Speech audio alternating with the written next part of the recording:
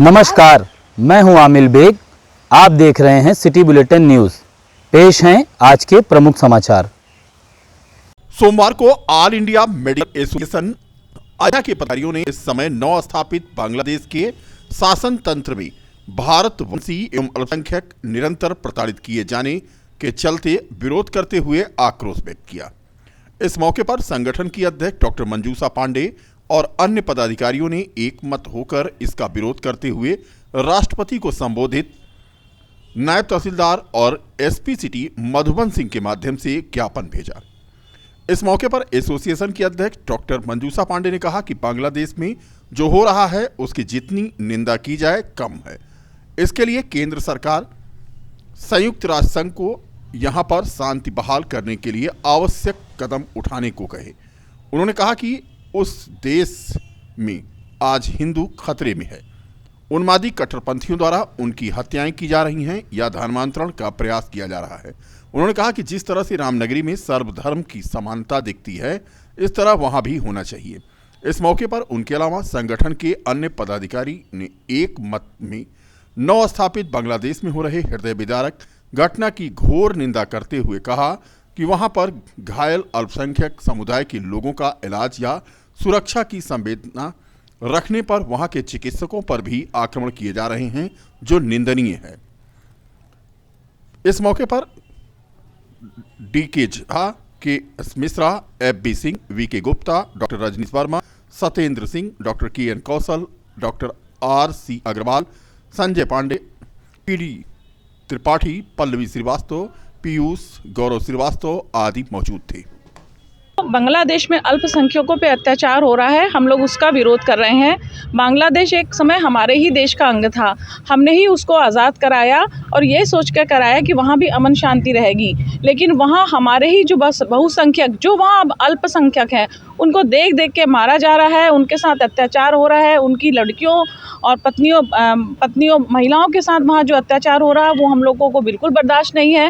वहाँ जो चिकित्सक इलाज कर रहे हैं अल्पसंख्यकों को, उनको मारा जा रहा है। जो वकील उनका केस लड़ रहा है उनको मारा जा रहा है। तो हम लोग तो चिकित्सक हैं, हमारा एक ही धर्म है कि सब धर्मों को समान मानना। इस तरह से यदि हम लोग भी सोचें तो हम लोग भी अपने एक वर्ग विशेष के साथ ही इस तरह की घटनाएं यहाँ भी होने लगेंगी। हमारा यही कहना है कि हम लोगों को सभी धर्मों को साथ रहना चाहिए और किसी को तकलीफ देने का अधिकार नहीं है। हम बांग्लादेश में होने वाले इस अमानुष कृत्य का घोर निंदा करते हैं। हम लोग इस बात की। कार्यक्रम हो रहा है और कहाँ डॉक्टर शामिल हैं? इसमें जो है आईएमए अयोध्या के नेतृत्व में ये कार्यक्रम हो रहा है। हम लोग सब आईएमए अयोध्या के चिकित्सक हैं और इसका घोर विरोध करते हैं। हम चाहते हैं वहाँ पर अमन शांति हो, अल्पसंख्यकों के साथ न्याय हो, उनको भी बराबर का अधिकार मिले। कितना आप ज्ञापन दे रही है, उसमें कौन सी मांगे आपने? हम लोगों की यही मांगे हैं कि जो अल्पसंख्यकों के साथ अत्याचार हो रहा है उसमें भारत सरकार और संयुक्त राष्ट्र इस पर एक्शन ले और इस चीज़ को रोके, उनकी पूरी सुरक्षा हो, उनका भी ध्यान रखा जाए। आईएमए पूरे प्रदेश में अलग क्षेत्र में अलग अलग लोग काम कर रहे हैं। हमारा ये क्षेत्र है अयोध्या, और अयोध्या तो इस चीज़ के लिए फेमस है कि यहाँ पर सर्व धर्मों का सम्मान होता है, सभी धर्मों का सम्मान होता है। तो हम यही चाहते हैं कि वहाँ भी सभी इससे लोगों में भी जागरूकता फैलेगी और सिर्फ सिटी लेवल पे ही नहीं, नेशनल लेवल पे भी लोगों में अवेयरनेस फैलेगी, ताकि लोग इसके प्रति जागरूक हों कि धर्म के नाम पे क्या क्या जुल्म ढाए जा रहे हैं। इसके लिए सरकार को भी जागरूक होना पड़ेगा और संयुक्त राष्ट्र को भी। छोटे लेवल से शुरू होते हुए बड़े लेवल तक आवाज़ पहुंचेगी। क्या नाम आपका? इंसान का इंसान से हो भाईचारा, भारतवर्ष का पैगाम हमारा। ये भारतवर्ष का पैगाम है कि हर भाई को इज्जत दे, सम्मान बख्शे, सभी एक दूसरों के धर्मों का समादर करें और कोई किसी के लिए ऐसा ना करे। जिस तरह से बांग्लादेश में हो रहा है वो घोर निंदनीय है, जिसकी हम भर्त्सना करते हैं। और जितने लोग हैं यहाँ पर आए हुए लोग, सभी लोग एक मत से इसकी घोर निंदा। नगर निगम प्रवर्तन ने अतिक्रमण हटाओ अभियान चलाया। चौक बजाजा के बहलिया टोला में लोगों द्वारा सार्वजनिक सड़क पर किए गए अतिक्रमण को हटाया गया। चौक एक तरह से राजकरण विद्यालय वाली गली तक ये अभियान चलने लगा तो यहां पर विरोध शुरू हो गया। गली में लगने वाले ठेले और सड़क पर किए गए अतिक्रमण को हटा दिया गया। चौक दरे के तीनों दरों तथा उसके बीच अतिक्रमण कर लगने वाली दुकानों को भी हटाया गया। बजाजा में चाट पकौड़ी के दुकानदारों तथा प्रवर्तन दल के साथ बहस भी हो गई। 1 घंटे तक ये बहस चली। प्रवर्तन दल द्वारा डायल 112 तथा चौकी प्रभारी चौक को सूचना दी गई। पुलिस तथा पीएससी बल की सहायता से चौक एक दरे से लेकर राजकिरण विद्यालय की गली तक अतिक्रमण को हटाया गया। आगामी 29 दिसंबर को लखनऊ हाईवे स्थित पूरे काशीनाथ में कुर्मी महाकुंभ का आयोजन होगा। अयोध्या जनपद के कुर्मी इस महाकुंभ में इकट्ठा होंगे। कुर्मी नेताओं का कहना है कि कुर्मी बिरादरी का इस्तेमाल किया जा रहा है। कुर्मी बिरादरी को उनका हक नहीं मिल रहा है, हाशिए पर उन्हें रखा गया है। 29 दिसंबर को कुर्मी बिरादरी शक्ति प्रदर्शन करेगा और लाखों की संख्या में बिरादरी के लोग इकट्ठा होंगे। कुर्मी नेता जयकरण वर्मा ने आज पत्रकार वार्ता की। इस दौरान जिले के तमाम कुर्मी नेता मौजूद थे। जयकरण वर्मा ने कहा कि जो कुर्मी हित की बात करेगा वही देश पर राज करेगा और वही प्रदेश में भी राज करेगा। कुर्मी समाज किसी के बहकावे में अब नहीं आएगा। अयोध्या जनपद में कुर्मी बिरादरी की संख्या लगभग 2.25 लाख से ऊपर है, लेकिन सामाजिक स्तर, राजनीतिक स्तर पर कुर्मी समाज को हाशिए पर रखने का काम किया गया है। जो अयोध्या पूरा काशीनाथ में एक बहुत बड़े मैदान लगभग 50 बीघा में करने की योजना हम लोगों ने पिछले 18 अक्टूबर को बनाने का काम किया, जिसमें हमारे जनपद के सभी दल के नेताओं ने, सामाजिक संगठनों ने, बुद्धिजीवियों ने यह तय किया कि फैजाबाद जनपद में कुर्मी समाज की संख्या 2.25 लाख के ऊपर पाई जाती है, लेकिन चाहे वो सामाजिक स्तर हो, चाहे वो राजनीतिक स्तर हो या अन्य किसी स्तर हो, कुर्मी समाज को हमेशा ही सभी लोगों ने किनारे रखने का काम किया, शोषण करने का काम किया, इस्तेमाल करने का काम किया। इसी को लेकर के हम सभी स्वजातीय गण नेतागण, जो सभी अपने अपने दल के महत्वपूर्ण नेतागण हैं, उनके मन में एक पीड़ा हुई कि क्यों ना हमारी इतनी बड़ी संख्या होने के बावजूद अगर जो मुझे दरकिनार किया जाता है तो एक कुर्मी महाकुंभ का बैनर के तले आने वाली 29 तारीख को, 29 दिसंबर को हम उत्तर प्रदेश उद्योग व्यापार मंडल के प्रांतीय नेतृत्व के आह्वान पर औद्योगिक इकाइयों के गेट पर हो रही निगरानी विरोध में उत्तर प्रदेश उद्योग व्यापार मंडल अयोध्या के जिलाध्यक्ष कबीर साहनी के नेतृत्व में मुख्यमंत्री को संबोधित ज्ञापन GST commissioner grade 1 Santosh Kumar को सौंपा गया। जिलाध्यक्ष ने कहा कि औद्योगिक इकाइयां पाठशाला लोहे के साथ अन्य ट्रेडों की बड़ी इकाइयां भी परेशानी में हैं।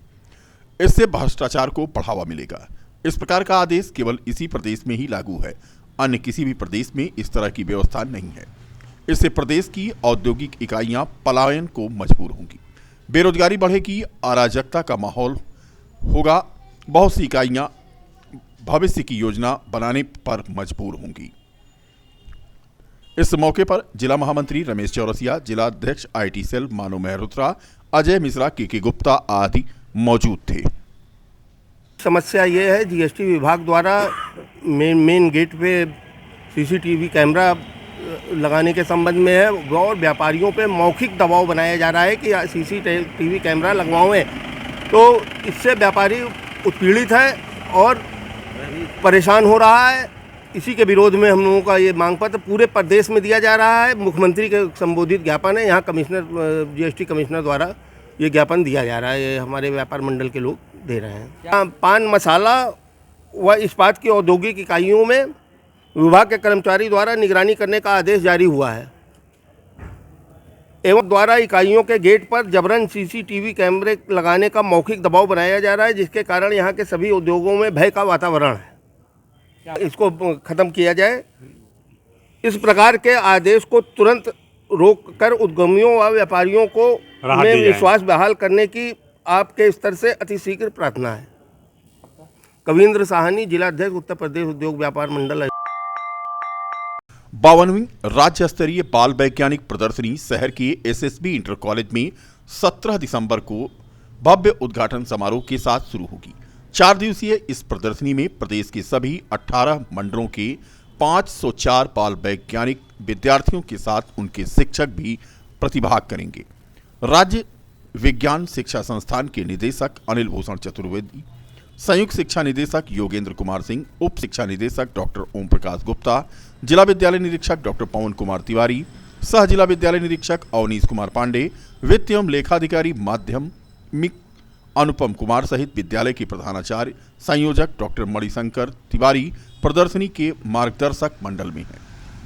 प्रदर्शनी के संयोजक और विद्यालय के प्रधानाचार्य डॉक्टर मणिशंकर तिवारी ने आयोजन स्थल पर आयोजित पत्रकार वार्ता में बताया कि सतत भविष्य के लिए विज्ञान एवं प्रौद्योगिकी विषयक इस प्रदर्शनी में बाल वैज्ञानिक क्रियाकारी एवं स्थिर मॉडल प्रस्तुत करके अपनी प्रतिभा का प्रदर्शन करेंगे। प्रदर्शनी का उद्घाटन 17 दिसंबर को होगा। 6 से 12 तक के बच्चे प्रतिभाग करते हैं और इसमें 4 संवर्ग होता है, जिसमें जूनियर स्थिर संवर्ग, जूनियर क्रियाकारी संवर्ग और अध्यापक संवर्ग तथा सीनियर क्रियाकारी संवर्ग। इसमें पूरे प्रदेश के जो 18 मंडल के विजेता, प्रथम स्थान प्राप्त विजेता होते हैं, उसे प्रतिभाग करते हैं। इस वर्ष हमारा विषय है सतत भविष्य के लिए विज्ञान तथा प्रौद्योगिकी, जिसमें सारे डायमेंशंस को लिया जाता है, पूरे देश के डायमेंशंस को कवर किया जाता है, जिसमें आप देखेंगे कि भोजन, स्वास्थ्य एवं स्वच्छता, यातायात तथा संचार, प्रबंधन संचार एवं इसके अलावा जो है जैसे कचरा प्रबंधन है और कंप्यूटेशनल सोच, बढ़ती कंप्यूटेशनल सोच है। इसके अतिरिक्त जो है हमारा प्रबंधन है। इस तरह 7 उपविषय लिए गए हैं, जिसमें हमारे सारे प्रतिभागी अलग अलग प्रदर्शन प्रस्तुत करेंगे। इसका उद्देश्य यही है कि हमारे जैसे जो भी समस्याएं हमारे प्रदेश में आ रही है, देश में आ रही हैं, तो उससे एक टॉपिक हमारी एनसीईआरटी तय करती है और ये सोचती कि हमारे जो बाल वैज्ञानिक है उस पर सोचे कि इसका हम निदान कैसे कर सकते हैं। जैसे मोदी जी द्वारा ही देखा जा रहा है, माननीय प्रधानमंत्री मोदी जी, उनके द्वारा कचरा प्रबंधन की व्यवस्थाएं की जा रही हैं, तो हमारे विज्ञान में भी ऐसा विषय चयनित किया गया है। इसके अलावा आपदा प्रबंधन पे बहुत बातें होती हैं, तो आपदा प्रबंधन भी इसमें रखा गया है। यातायात तथा संचार, जैसे कंप्यूटर, बहुत सारे कम्युनिकेशन के जो सोर्सेज हैं इसमें, उसको भी रखा गया है कि बच्चे सोचें कि आखिर कैसे हम इसकी व्यवस्था ऐसी करें कि बच्चे लोग जनमानस में इसको बहुत आसानी से उपलब्ध कराया जा सके। जो बच्चे हैं किस विद्यालय से होते हैं, कैसे इनका चयन होता है? हाँ, जैसे ये देखिए जनपद, मंडल एवं राज्य स्तर पर होती है। तो जनपद में पहले क्या होता है, जैसे हमारे उपविषय जाते हैं, इसमें हमारा एक लेटर जाता है राज्य विज्ञान शिक्षा संस्थान से, उसमें BSS को जाता है सारा, जो बेसिक लेवल के जो टीचर्स हैं, बच्चे हैं, उनको प्रतिभाग कराता है, जिसमें जूनियर पूरे प्रदेश से जो बच्चों की मौलिक प्रतिभा है विज्ञान संबंधी, उस प्रतिभा को आगे लाना और उसको समाज के लिए उपयोगी बनाना उद्देश्य होता है। क्योंकि खोज एक निरंतर चलने वाली प्रक्रिया है। बच्चों के अंदर मौलिक चीज़ें होती हैं, जब उनको प्लेटफॉर्म मिलता है तो बच्चे उस अपने मौलिक आइडिया को लाते हैं सामने। उस आइडिया के बल पर हम नई नई चीज़ें खोज कर पाते हैं।